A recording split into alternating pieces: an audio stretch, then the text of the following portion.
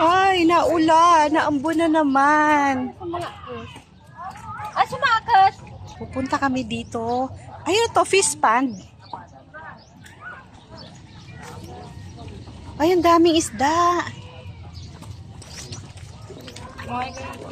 Kasi sa Yumi. Madami. Ang dami. Ganun mo tapos ganun. Ano na, dun sa sile. Ano bang meron sa sile? Malalaking sile, maliliit. Tapos may mayo na yun. Ano ba naman itong panahon na to? Naambon, tapos ang init. Bago yung mayon, nakatakip. Ayun oh. Di man lang ayaw magpakita. Oh, ang daming swan. Yan, video ang katanay. Oh. Ganda na. So, kailangan ko magpayong. Sobrang init. Mayroon din bayong Adun! Yun pala yung sinasabing sili. Dapat yan lang 30. Kasama na yan.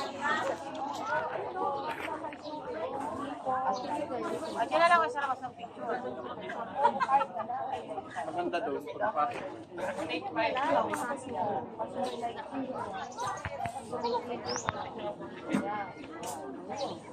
Ayun yung sili.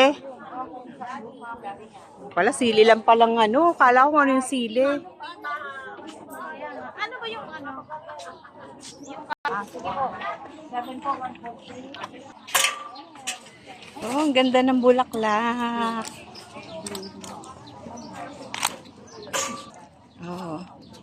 Ganda ng bulaklak. Kasong init.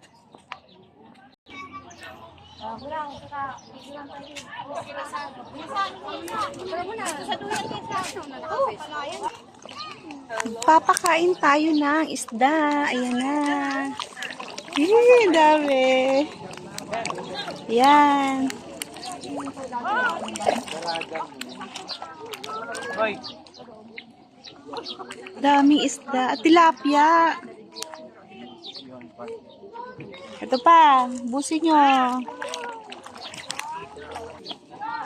Magpapakain ako ng isda. Yan.